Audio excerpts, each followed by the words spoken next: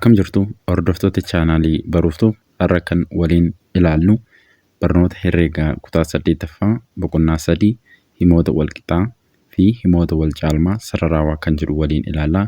Haga xumura viidiyoo kanaatti na waliin tura. Boqonnaa 3 maal jedha? Himoota walqixaa fi himoota wal caalmaa sararaawaa kan jedhudha. Isaan kana boqonnaa 3 kana gadi fageenyaan kan waliin ilaallu ta'a. Seeraan na hordofaa.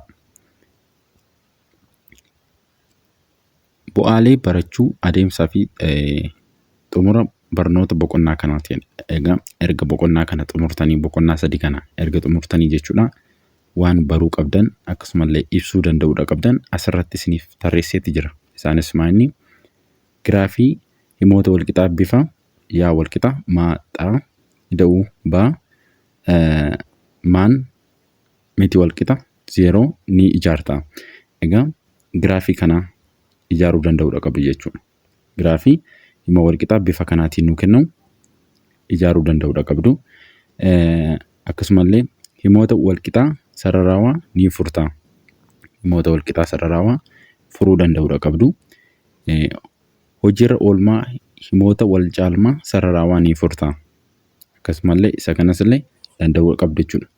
Hojiirra oolmaa himoota wal caalmaa sararaawaa ni furtaa jedha. Isaan kana furuu danda'uudha qabdu. Ittaafunu seensi maal jedha? Boqonnaan kun mata dureewwan xixiqqaa 4 kanneen keessaa deebii sirna koordineetii didiriiroo giraafii himoota walqixaa himoota wal caalmaa sararaawaa furuuf hojiirra oolmaa himoota walqixaa fi wal caalmaa sararaawaa kan of keessaa qabudha. Mata duree boqonnaa kana jalatti mata dureewwan xixiqqaa 4 qaba. Akkuma argitan asirratti isinii tarreesseetti jira. Arfan isaayyuu jechuudha. Arfan isaayyuu koordineetii didiriiroo sirna koordineetii didiriiroo giraafii himoota walqixaa himoota wal caalmaa sararaawaa furuu fi hojiirra oolmaa himoota walqixaa fi wal caalmaa sararaawaa kan of keessaa qabudha. Isaan kana kan waliin ilaallu ta'a jechuudha. Boqonnaa 3 kana keessatti. 3.1 keessa deebii sirna koordineetii didiriiroo. Egaa maaliif asitti keessa deebii jedhee kutaa 7 keessatti waa'ee koordineetii ilaaltanii dhuftaniitu jechuudha. Kanaaf asitti keessa deebii kan jedhe. Seensa olaaluu kutaa darbe keessatti maalummaa sirna koordineetii barattee jirta. Akkuma dura isiniin jedhe egaa kutaa 7 keessatti barattanii dhuftaniitu. Warreen waa'ee sanaa isiniif hin galle deemtanii kan kutaa 7 ilaaluu dandeessu. Viidiyoo isaa waan ani hojjedhee jiruuf waa'ee koordineetii waan viidiyoon hojjetamee jiruuf achi deemtanii ilaaluu dandeessu. Mata duree kana jalatti waa'ee sirna koordineetii didiriiroo keessa deebiidhaan ni ilaalta. Egaa waliin ilaallata jechuudha. Kan waliin ilaallu ta'a. 3.1 qabxiiwwan arfan koordineetii didiriiroo jedha. Qabxiiwwan arfan kun isaan kamidha kan jedhu waliin ilaalla. Gocha 1.3 yoo ilaallu sirna koordineetii didiriiroo sarara lakkoofsaa meeqaan ijaarama? Sarara lakkoofsaa meeqaan ijaarama? Sirni koordineetii didiriiroo sarara lakkoofsaa meeqaan ijaarama? 2 ijaarama jechuudha. 2 kan inni ijaaramu kutaa 7 keessatti barattanii dhuftaniitu. Kun sarara lakkoofsaati. Kunillee akkasuma sarara lakkoofsaati. Inni dalgeen kun siiqqee xaa jedhamee beekama. Inni oleen kun immoo siiqqee yaa jedhameeti kan inni beekamu jechuudha. Siiqqeen xaa fi siiqqee yaa maal irratti wal qaxxaamura? Maal irratti wal qaxxaamura? 0 irratti wal qaxxaamura jechuudha. Kun siiqqee xaa fi yaa jechuudha. Asirratti kan inni wal qaxxaamuru 0 irratti wal qaxxaamura. Asitti bakka itti wal qaxxaamuru sanatti xaanis 0dha, yaanis 0dha jechuudha. Kanaafuu 0 irratti kan inni wal qaxxaamuru. Tuqaan koordineetii didiriiroo irratti argamu maal ibsa? Asirratti egaa tuqaa asirratti argitan jechuudha. Kan xaa irrattis kan yaa irrattis argitan tuqaan ni jira. Tuqaan as ni jijjira.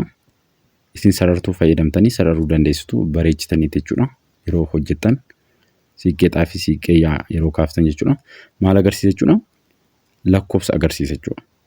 Lakkoofsa kanneen nuuf ibsu. Lakkoofsi asirra jiraachuusaa nuuf ibsa jechuudha. Yoo barbaadan lakkoofsa tokko tokkoon barreessuu dandeessu.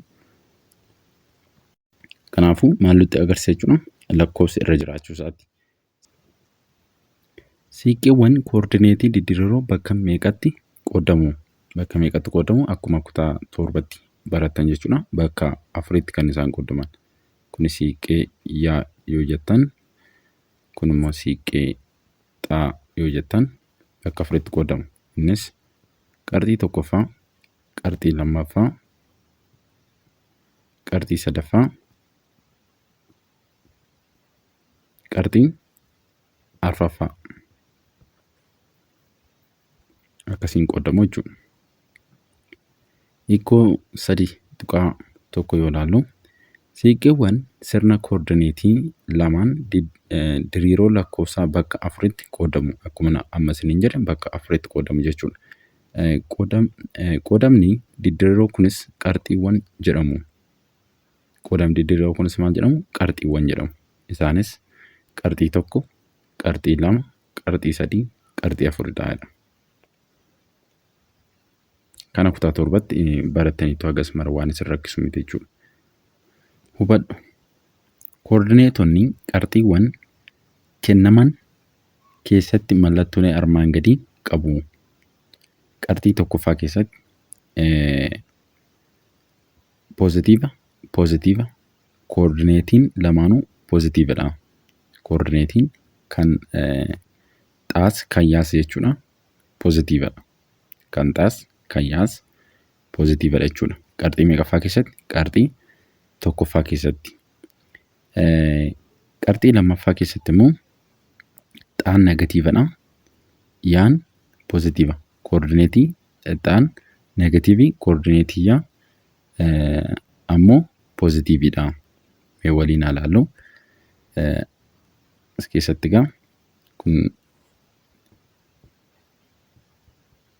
erga akkasiin kaastanii tokkoffaa kana keessatti lamaan isaayyuu xaanis yaanis poozitiividha. Egaa asii yeroo kaatan zeeroo irraati miti zeeroo irraa gara kanatti poozitiividha. Xaan jechuudha 1, 2, 3 jedhee itti fufa. Akkasuma yaanis zeeroo jedhee 1, 2, 3 jedhee itti fufa. Kanaafuu asiin jechuudha. Karaa kana qarxii tokkoffaa keessatti lamaan isaayyuu poozitiividha jechuudha. Xaanis yaanis poozitiiva. Qarxii lammaffaa keessatti yoo yeroo jennu immoo qarxii kana ta'a jechuudha. Qarxii lammaffaa keessatti asiin xaan negatiividha. Akkuma argitan xaan negatiividha. Negatiiva 1, negatiiva 2, negatiiva 3 jedhee itti fufa asiin jechuudha. Sicha itti fufa. Asiin immoo yaan 1, 2, 3 jedhee itti fufa. Kanaafuu asiin xaan maala? Negatiividha. Qarxii lammaffaa keessatti xaan negatiiva. Yaan immoo maali? Yaan jechuudha. Yaan immoo poozitiividha jechuudha. Ishiin kun xaadha asitti, kun yaadha. Kanaafuu xaan negatiividha qarxii lammaffaa keessatti. Yaan immoo maali? Poozitiividha. Qarxii sadaffaa keessatti yoo qarxii sadaffaa keessatti lamaan isaaniiyyuu maali? Negatiividha. Ilaaluu dandeessu. Qarxii sadaffaan kanadha. Qarxii sadaffaa ilaaltan asiin poozitiiva akkuma ilaaltan jechuudha. Xaan asiin kun yaadha. Asiin ishii kana yaa jedha. Poozitiiva asii olee kana jechuudha. Asii olee kana poozitiiva, kun asii jechee kana immoo poozitiiva. Asiin immoo negatiiva. yaan jechuudha. Yaan asiin negatiiva jedhee itti fufa. Asiin gara kanatti immoo xaan jechuudha. Negatiiva jedhee itti fufa. Negatiivaan itti fufa jechuudha. Kanaafuu qabxii sadaffaa kana keessatti xaan maalla negatiiva, yaanis negatiivadha jechuudha. Lamaan isaayyuu qabxii sadaffaa keessatti koordineetii lamaanuu negatiivadha jechuudha. Koordineetiin lamaanuu negatiivadha. Arfaffaa keessatti immoo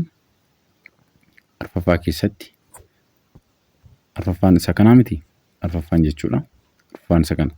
Asiin xaan maalla? Asiin jechuudha. Poozitiivadha. Xaan poozitiiva ta'a. Asiin immoo yaan jechuudha.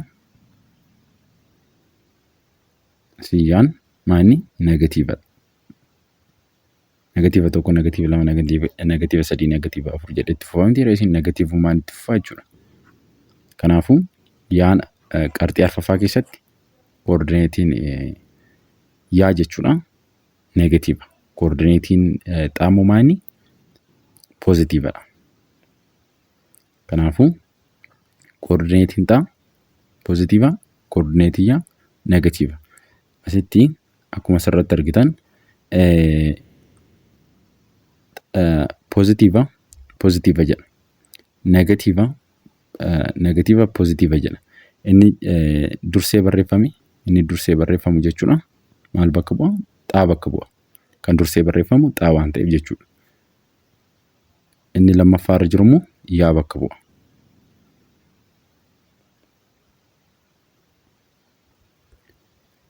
Gabaabinaan kan armaan gadii ta'aa jedha. Waliin haa ilaallu. Akkuma argitan kunoo siiqqee, inni kun siiqqee yaati. Kun immoo siiqqee xaati. Isheen dalgeen kun inni olee siiqqee yaati. Akkuma argitan qabxii tokkoffaa keessatti lamaan isaayyuu koordineetiin yaas, koordineetiin xaas poozitiivadha. Akkuma argitan qabxii lammaffaa keessatti immoo koordineetiin xaa negatiiva, koordineetiin yaa poozitiiva. Qabxii sadaffaa keessatti immoo lamaan isaaniiyyuu koordineetiin xaas, koordineetiin yaas negatiivadha. Arfaffaa keessatti koordineetiin xaa poozitiiva, koordineetiin yaa negatiiva. Yaan maanni isa lammaffaa irratti barreeffamudha akkuma argitan jechuudha. Lammaffaa irratti kan barreeffamu, inni tokkoffaa irratti barreeffamu kan koordineetii xaati jechuudha. Akkuma argitan arfaffaa keessatti ilaaltan yaan negatiivadha kunoo. Yaan asiin negatiivadha jechuudha. Xaan immoo kunoo poozitiivadha asiin. Siiqqee xaa yoo ilaaltan, siiqqee xaa kana yoo ilaaltan zeeroon asidha. Kan yaas zeeroon asidha. Handhuura isaa bakka itti wal qaxxaamuran jechuudha. Asii kaasee zeeroo irraa kaasee gara mirgaatti poozitiivadha. Gara bitaatti zeeroo irraa kaasee gara bitaatti negatiivadha. Asiin poozitiivadha. Kan yaa yoo ilaaltan immoo bakka itti wal qaxxaamuran zeeroodha. Zeeroodhaa olitti poozitiivadha. Zeeroodhaa gaditti negatiivadha. Tuqaan koordineetii diriiroo irratti kenname paa yoo ta'e sarara ulee tuqaa kana keessa darbu fudhachuun bakki inni siiqqee xaa irratti qaxxaamuru A fi sarara dalgee fudhachuun bakki inni itti siiqqee yaa irratti qaxxaamuru B yoo ta'e paan cimdii tarmii baatiin ibsama. Kana jechuun paa walqixa A kuma B jedhamee inni ibsamu kun xaan Aadha jechuudha. Kana jechuun siiqqee xaa kan inni qaxxaamuru A irrattidha jechuudha. Baan immoo yaadha jechuudha. Kana jechuun bakka inni itti siiqqee yaa qaxxaamuru B irrattidha jechuudha. Jechuun barreessinaa haala kanaan aan koordineetii xaa absiisa baan ammoo koordineetii yaa yookiin ordineetii jedhamu. Xaadhaan maal jettuun absiisa jettuun baadhaan immoo koordineetii jettuun jechuudha. Ordineetii. Xaadhaan absiisaa jettuun as keessatti xaan absiisaa baan immoo maanni ordineetii jedhamu jechuudha. Cimdii A, B cimdii tarmii jedhama. Kun cimdiin akkasitti barreeffamu maal jettu cimdii tarmii jedhama jechuudha.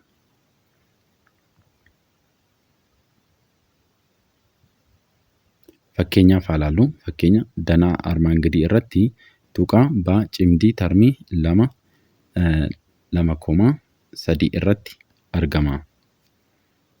Akkuma argitan egaa tuqaa B kana ni argitu. Tuqaa B ni argitu. Cimdii tarmiin nu kenname 2, maaliiti 3 miti.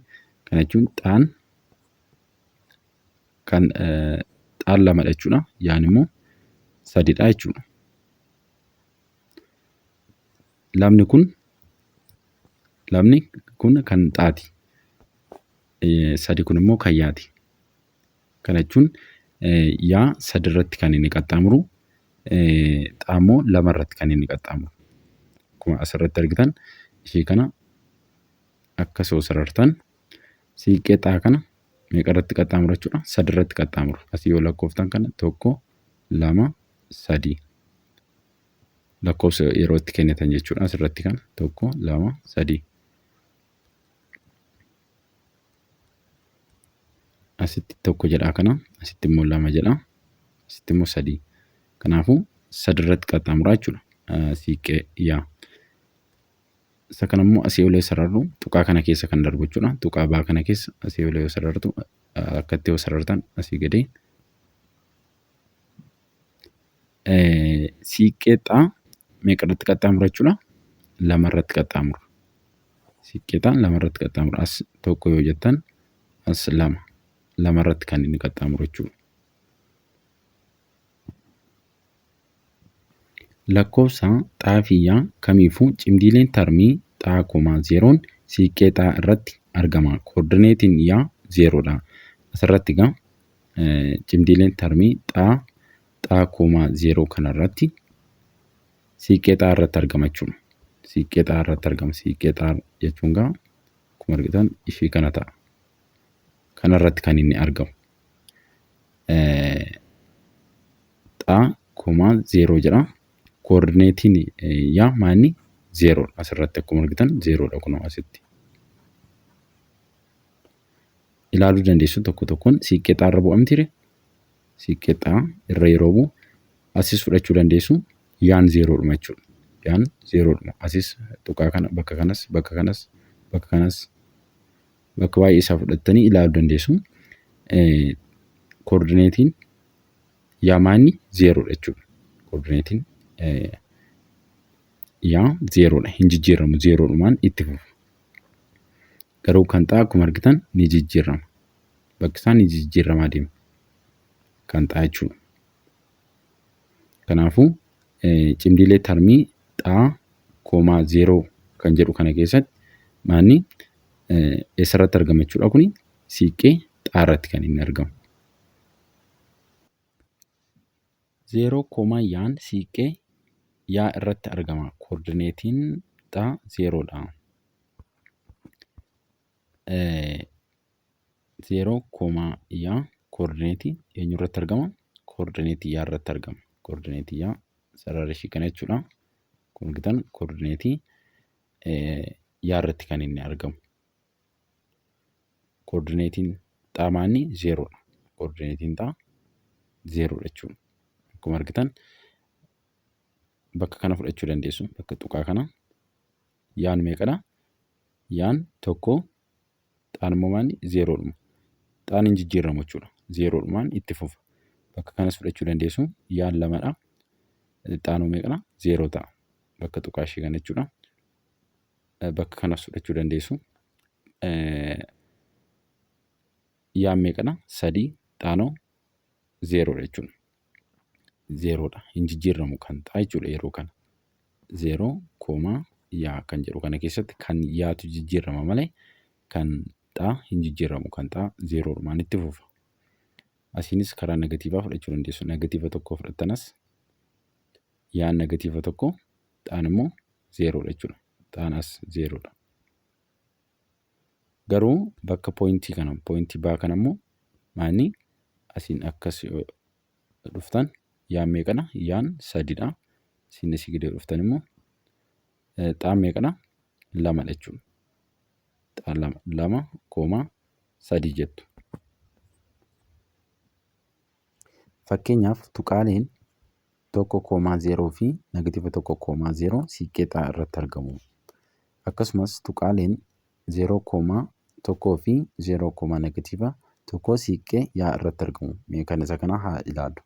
Siiqqee xaa irratti akka argaman ilaalla jechuudha. 1,0 tuqaa 1,0 eessatti kan hin argamu? Tuqaa bakka kana jechuudha. Bakka yaan isinitti agarsiisu kana as jechuudha. Xaan meeqana? Xaan 1 yaan immoo 0dha. Kana jechuun 1,0 jechuudha bakki poointiin kun jechuudha. Bakki tuqaan kun 1,0ti. Xaan 1 yaan 0dha jechuudha. Negatiiva 1,0 immoo eessadha? As ta'a. Bakka kana ta'a jechuudha. Negatiiva 1,0. Akkuma argitan kun tuqaaleen kun eessarratti kan isaan argaman? Siiqqee xaa irratti kan isaan argaman jechuudha. Siiqqee xaa irratti kan isaan argaman. Kun sarara ishii kana jechuudha. Sarara dalgaa kana irratti siiqqee xaa irratti kan argaman. Akkasumas tuqaaleen 0,1 fi 0, negatiiva 1 siiqqee yaa irratti argamu. Mee waliin haa ilaallu. 0,1 tuqaan kun eessatti argama? Akkuma argitan bakka kanatti kan argamu. Xaan 0dha. Yaan 1dha jechuudha. Yaan asitti 1. Tuqaan kun 0,1ti. Siiqqee eenyu irratti argama? Siiqqee yaa irratti argama. 0, negatiiva 1. 0, negatiiva 1 immoo eessatti argama? Asitti argama. Xaan isaa 0dha. Yaan isaa meeqadha? Negatiiva 1. 0, negatiiva 1. Kunis eessarratti kan inni argamu? Siiqqee yaa irratti kan inni argamu jechuudha. Tuqaan kun siiqqee yaa irratti kan inni argamu. Ifadha jedhee yaada. Kan ifa isiniif hin taane koomentii jalatti naa barreessuu hin dagatinaa. Viidiyoo itti aanuun Gilgaala 3.1 walitti deebina. Agasitti nagaan naa tura.